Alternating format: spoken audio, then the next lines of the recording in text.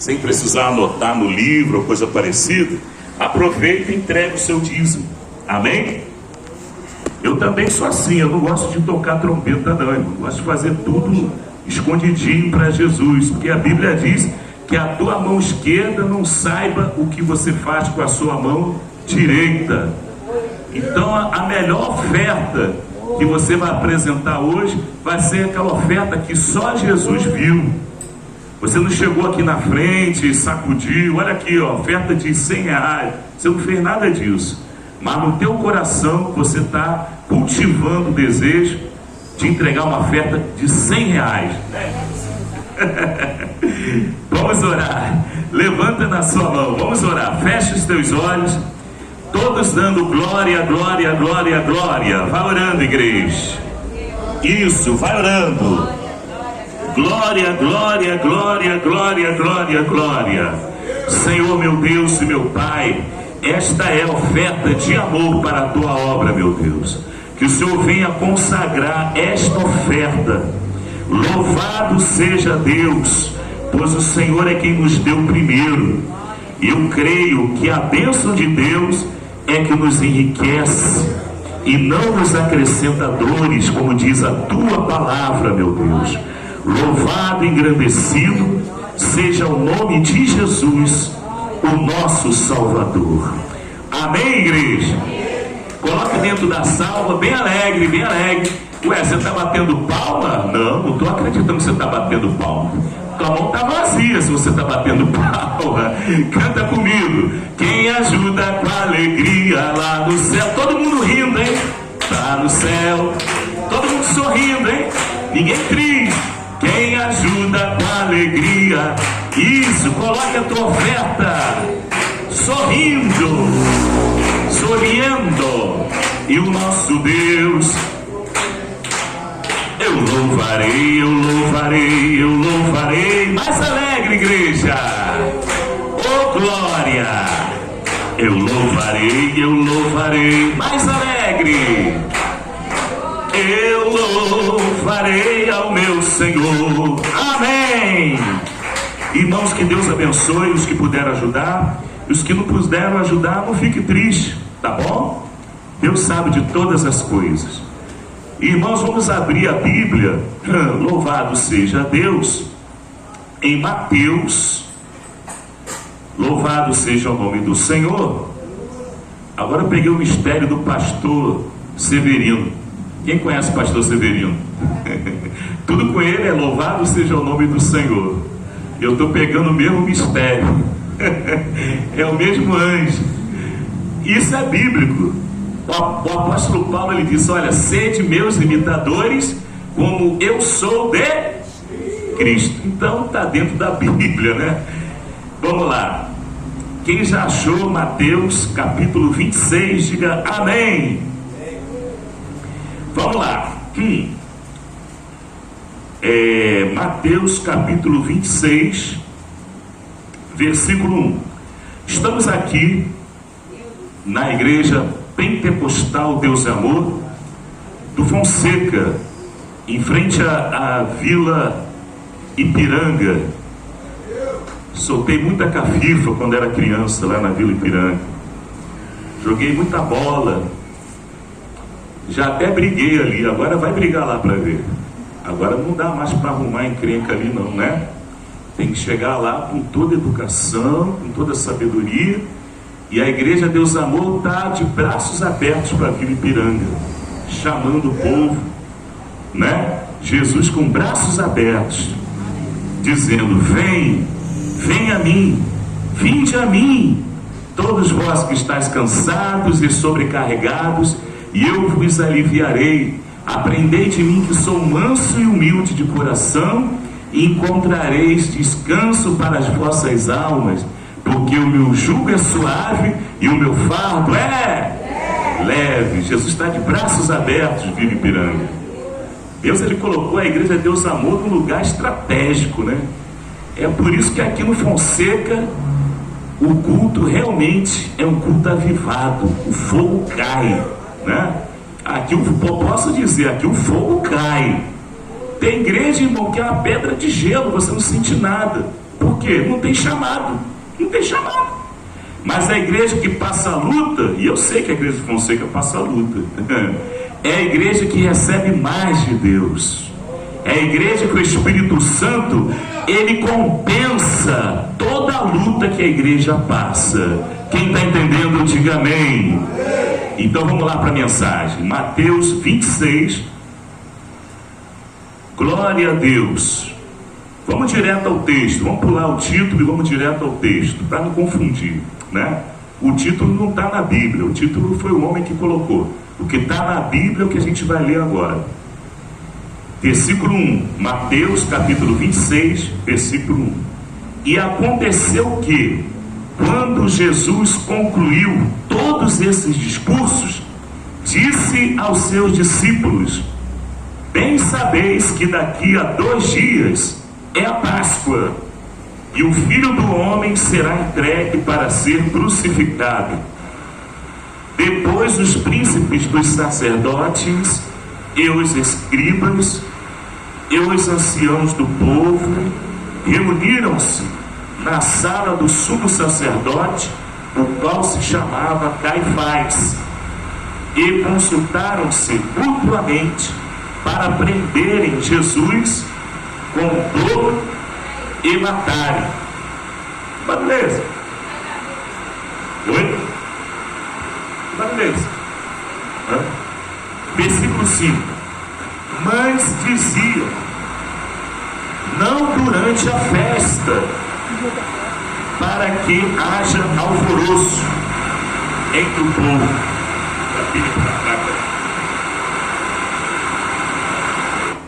Glória a Deus. Glória a Deus. Vamos lá, versículo 5. Mas diziam: não durante a festa. Vai vendo, hein? Para que não haja o que? Alvoroço entre o povo. Você está entendendo? Eles queriam matar Jesus, mas não durante a festa. Amém? Levante a Bíblia. Vamos orar para Deus revelar essa palavra. O diabo sabe que essa mensagem vai cutucar os nossos corações e vai enxertar o Espírito Santo. E é por isso que ele está lutando, mas ele já caiu por terra. Vamos orar. Todos dando glória, glória, glória, glória, glória, glória, glória a Deus. Oh, aleluia, Senhor. Louvado seja o nome do Senhor. Deus poderoso, Deus maravilhoso, Deus santo, Deus bendito. Eu creio, eu creio, eu creio. A tua palavra é maravilhosa. A tua palavra é viva, poderosa. A tua palavra é digna de toda a nossa aceitação. Eu creio que o Senhor está aqui, pois a tua palavra nos diz que quando 2 ou 3 se reúnem no nome de Jesus, o Senhor se faz presente. E eu quero, Senhor, nesses 15 minutos de meditação e de liturgia, receber uma revelação da parte do Senhor, para que a minha vida seja tocada na raiz da necessidade, Senhor, seja tocada, e que todos nós saiamos daqui diferentes do jeito que nós entramos. Fala, Jesus querido, fala, Espírito Santo, fala, Deus da minha alma, que nós ouvimos e agradecemos, Senhor. Amém e graças a Deus. Amém. Podeis assentar, igreja, que Deus abençoe. Pode glorificar a Jesus com palmas poderosas. Aleluia. Irmãos, aqui mais uma situação em que Jesus ele é confrontado pelos religiosos, entre aspas, religiosos, e eles estavam tramando destruir, acabar com a vida do Senhor Jesus, mas pelo fato de serem religiosos, você está entendendo? Religiosos com chifre, né? Eles não queriam matar Jesus no dia da festa, porque sabia que o povo iria se revoltar, porque para o judeu a pessoa deveria reverenciar as festas, deveria guardar o sábado. O dia de sábado ninguém trabalhava, O povo judeu não trabalhava, porque sábado era um dia sagrado, era um dia consagrado. A pessoa não poderia andar mais do que 200 metros, não poderia andar mais do que 200 metros, que era referente a um estádio, né? Então a caminhada do sábado não poderia extrapolar 200 metros. Em outras palavras, a hipocrisia era muito grande. Quem está entendendo, igreja? Nos dias de hoje nós vemos religiosos que agem da mesma forma em que aqueles saduceus, aqueles fariseus, aqueles doutores agiam diante da palavra que Jesus pregava. A palavra que Jesus pregava era uma palavra de libertação, era uma palavra de transformação, era uma palavra que colocava no coração o desejo do homem se arrepender, de reconhecer a sua fraqueza, de reconhecer o seu estado caído espiritualmente e colocar toda a sua esperança em Deus e esperar o grande livramento da parte de Deus e não querer resolver tudo sozinho. Quem está entendendo, diga amém. Eu encontro várias pessoas ainda que batem no peito e diz: eu sou uma pessoa de bem. Tem até uma narrativa dizendo que as pessoas de bem têm que andar armadas. Irmão, a pessoa de bem, se ela está andando armada, ela já está entrando em contradição, porque a arma ela serve para fazer o mal, serve para tirar a vida do semelhante. Isso não vai garantir que essa pessoa esteja ali debaixo de uma proteção, porque ela mesma, ela pode se ferir, ela pode se prejudicar. Então, irmãos, os fariseus, os saduceus, os religiosos, eles usavam a religiosidade para dominar as pessoas. Eles não queriam perder a sua posição na sinagoga. E quando Jesus ele apareceu, filho de carpinteiro, um homem que, segundo a narrativa bíblica, não tinha onde reclinar a cabeça, não tinha um travesseiro fofinho para reclinar a cabeça. Um homem que, quando morreu, quando mataram ele teve que pegar um túmulo emprestado, nem isso ele tinha. Quando ele chegou em Jerusalém, no momento que ele se apresentou em Jerusalém, que o povo clamava: Hosana, Hosana, bendito que vem em nome do Senhor, ele pegou um jumento emprestado, porque não era dele. Quem está entendendo? E a mensagem de Jesus era essa. E nos tempos atuais nós vemos, irmãos, uma mensagem contrária. Da mesma forma que o saduceu ele enriquecia, porque o sacrifício que era apresentado na sinagoga, ele ficava com uma porcentagem. Quem sabia disso? Os sacerdotes, eles ficavam com uma porcentagem. Era o dízimo que era destinado para os levitas. Aquilo que era apresentado como oferta, uma parte ficava com os sacerdotes. E Jesus ele veio para destruir aquele sistema sacerdotal. De que maneira? Através do seu próprio corpo, derramando o seu próprio sangue, colocando um ponto final em todo o ritual judaico. Quando Jesus ele foi crucificado, o véu que separava o lugar santo do lugar santíssimo, ele foi rasgado de cima embaixo, colocando um ponto final em toda essa liturgia religiosa que não resolvia o problema do povo.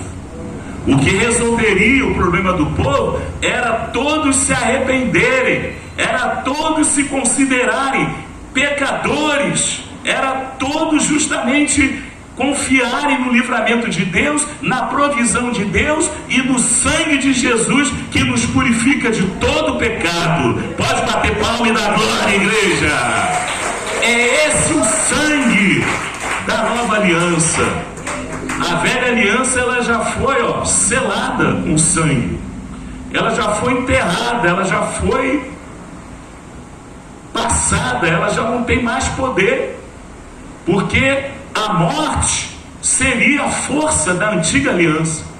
Porque quando a pessoa pecava, teria que sacrificar um animal, teria que sacrificar uma ovelha. Se a pessoa era rica, sacrificava um boi. Se a pessoa era pobre, sacrificava um pombo, ou um casal de rolinhas, que foi o caso do Senhor Jesus, quando ele foi apresentado, né, diante ali de Zacarias, diante ali da consagração, da circuncisão, há 8 dias, né? O Senhor Jesus, ele foi apresentado, e ali eles levaram, Maria e José levaram um casal de pombinhas e de rolinhas, que era o sacrifício das pessoas pobres. E isso para o saduceu, isso para o religioso da época, era uma espécie de infâmia, era uma espécie de vergonha. Irmão, qual é a vergonha da pessoa não ter um poder aquisitivo alto? Qual é a vergonha? Quando você tem um Deus que é dono de tudo isso, quando você tem um Deus que prometeu daquele grande dia, ele preparou uma cidade com ruas feitas de ouro, de cristal. Ele preparou uma cidade cercada com muros de jaspe, ametista, esmeralda, safira, sardônico, todo tipo de pedra preciosa, o que significa o poder aquisitivo, como se fosse uma moeda que abrisse o caminho para o céu e para a vida eterna. E a gente ouve falar, não, o crente tem que ser rico, o crente tem que ser próspero. É claro, Deus, ele tem o melhor para nos dar. Mas se nós tivermos que passar pela prova, se nós tivermos que passar pelo vale, se nós precisamos passar pelo vento, a gente passa, dando glória a Deus e aleluia, sabendo que Deus, ele colocará um ponto final em todo sofrimento. Quem está entendendo? Pode ser aqui durante a nossa vida, durante a nossa passagem, mas vai chegar um momento, irmãos, que a força do inferno não vai conseguir deter a prosperidade que Deus quer dar na vida do crente. Ele quer derramar na vida do crente. Há uma resistência nas hostes malignas, mas vai chegar uma hora que essa resistência, ela vai quebrar, ela vai partir, ela vai desabar, assim como as muralhas de Jericó caíram por terra, e Deus vai derramar sobre vós uma bênção tal que dela vos advenha a maior abastança. Pode glorificar, igreja. Mas a nossa luta não é querer ficar rico. A nossa luta é querer obedecer a Deus e ficar firme na doutrina, para que a própria riqueza não venha corromper. Uma igreja rica, ela é mencionada lá em Apocalipse. A igreja de Laodiceia dizia que rica sou e tenho enriquecido, mas o Espírito Santo, ele manda um recado ao anjo da igreja de Laodiceia, dizendo, ó, tu és pobre, tu és nu, tu és desgraçado, tu és cego. A igreja que achava que era rica, ela era pobre, nua, desgraçada e cega.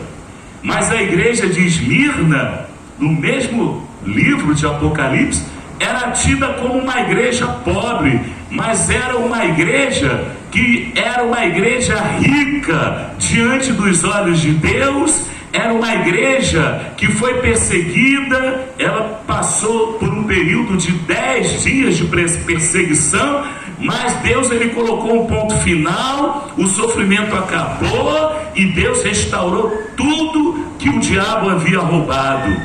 É assim a vida do crente. Você está entendendo, igreja?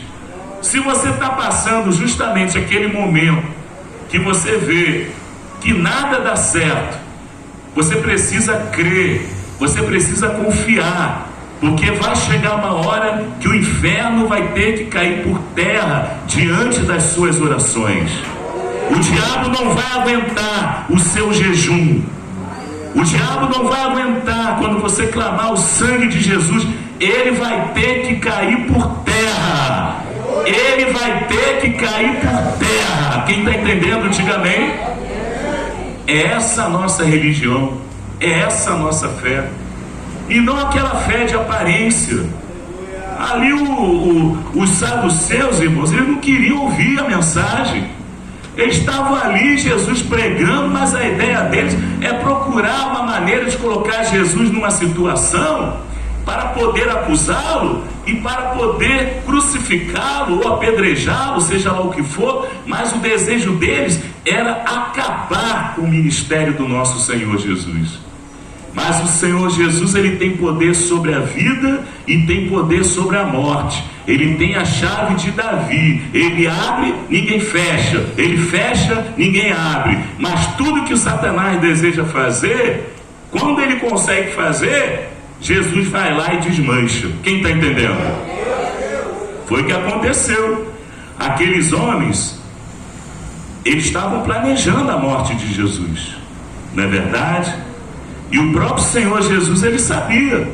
No versículo 2, bem sabeis que daqui a 2 dias é a Páscoa, e o Filho do Homem será entregue para ser crucificado. Está entendendo? Depois os príncipes dos sacerdotes e os escribas, tinha até sacerdote no meio, para você sentir como era a situação da falsidade religiosa. O sacerdote, que era para interceder pelo povo, estava planejando a morte do Senhor. E os anciãos do povo reuniram-se na sala do sumo sacerdote, o qual se chamava Caifás. Tá vendo? A Bíblia revela até o nome do sumo sacerdote. E consultaram-se mutuamente para prenderem Jesus com dolo e fazer o quê? E o matarem. Agora, por que eles conseguiram matar a Jesus?